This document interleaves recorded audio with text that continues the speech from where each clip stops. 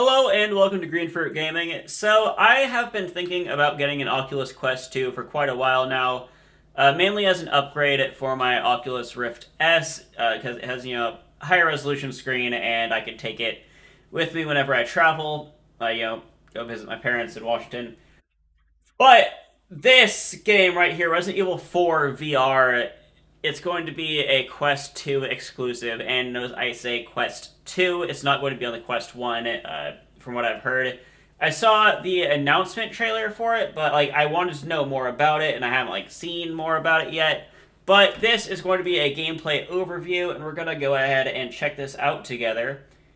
But yeah, without further ado, let's get into it. And if you want to support me by buying me a coffee, the link is down below. Maybe help me get a quest, help me get a new camera.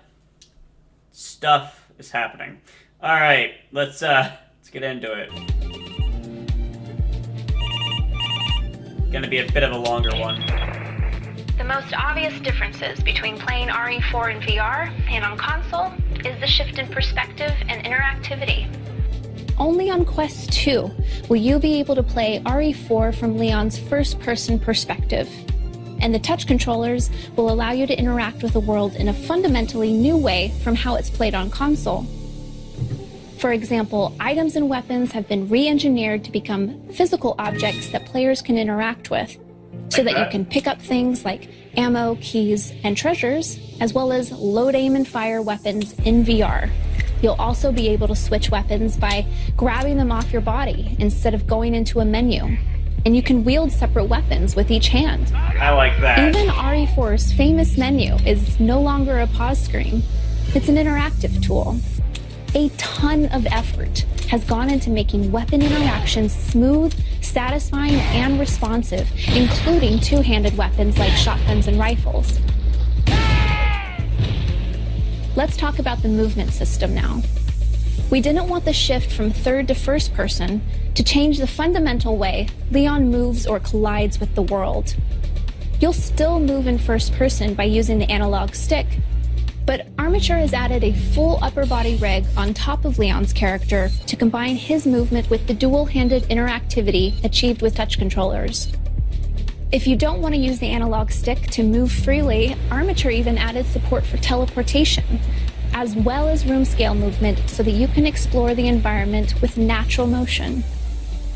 And of course, one of our top priorities is to ensure the experience is comfortably played while seated, and with a ton of comfort. I like how she's hanging out in Oculus Home. If you were to throw on your Oculus headset, you would be in Oculus Home. I think that's cool how they made it look like she was hanging out there. Options at your disposal to try out. As I mentioned earlier, RE4 debuted on GameCube 16 years ago. So you might be wondering, how in the world are we bringing the core systems from the original over to Quest 2? Well, first, it takes passion.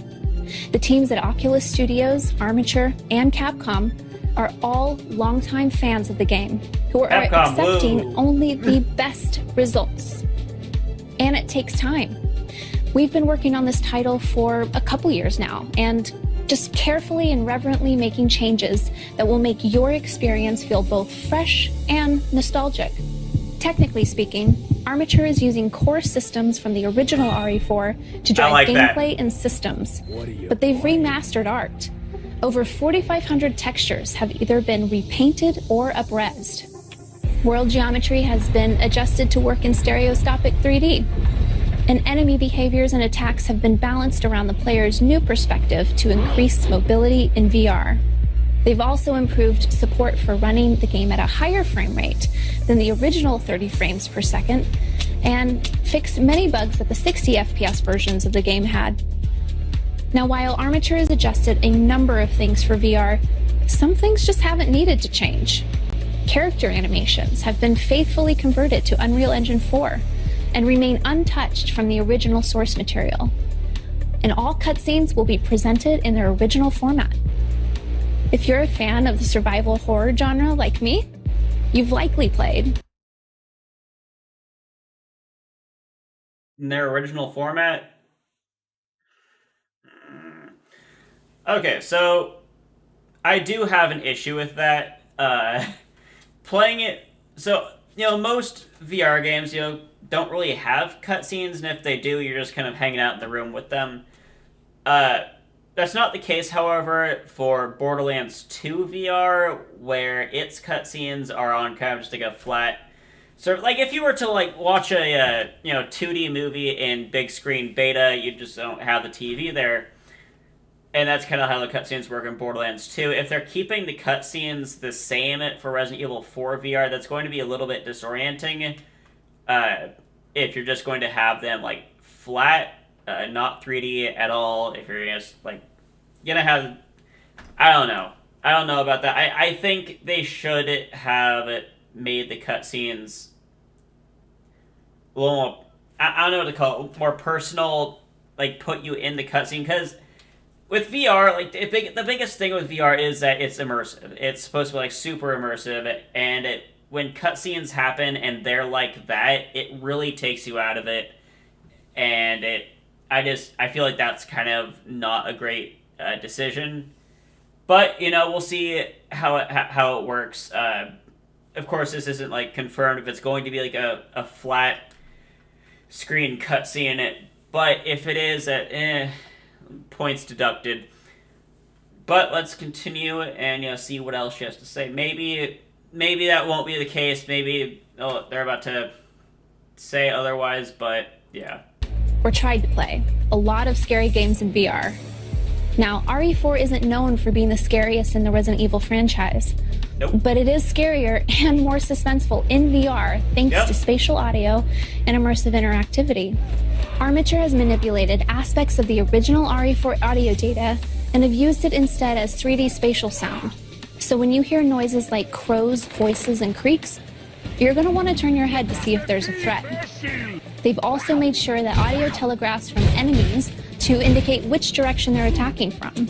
So where on console you might have heard a Ganado approaching and rather calmly press buttons to reload and prepare a takedown, in VR, you're checking your ammo, you're scrambling to load a mag. And if you drop it, you're only adding to the stress and suspense of the situation by needing to physically correct your mistakes. You'll be living in the moment, carefully tracking ammo and inventory, relying on your senses for success more than you've ever done before. I'll leave you with this. A huge part of the RE4 fame was the elaborate cinematics that sell and tell the story.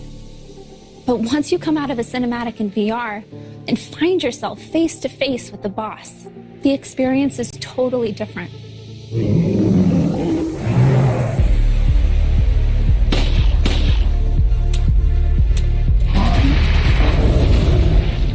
I could talk for a lot longer about this game, but we've got to move on because there is more to share today. But stay tuned for more Resident Evil 4 updates in the lead up to its launch on Quest 2 later this year. June Osmore will dictate.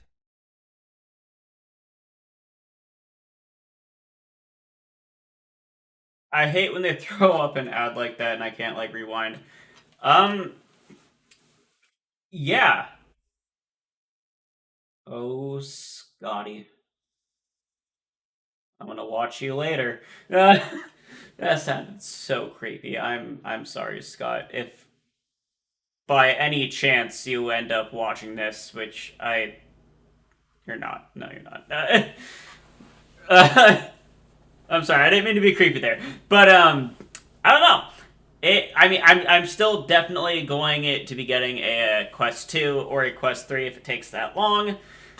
To play this game, I'm looking forward to it. I definitely want to see like what exactly the cutscene situation is going to be like. But yeah, no, it's looking nice, looking cool. I wish it was on PC as well. That because I don't. The thing with the Quest 2 is that the graphics aren't the best. They're severely downgraded from PC counterparts. And if this game is coming out exclusively on the Quest 2, there's not going to be a better graphics option. So that's kind of like a downside. But it is Resident Evil 4, so like how bad can it possibly look? Yeah. I don't know. Let me know what you think about this happening. If you have any thoughts or opinions, leave those in the comment section down below. If you want to support this channel, my Buy Me a Coffee link is down below, and you can also follow me on Twitter. I don't post there often, but if I had more followers, I probably would. Right now I have one. So, yeah. Let's get those tweets flowing. Alright, thank you for watching, and have an amazing day. Goodbye.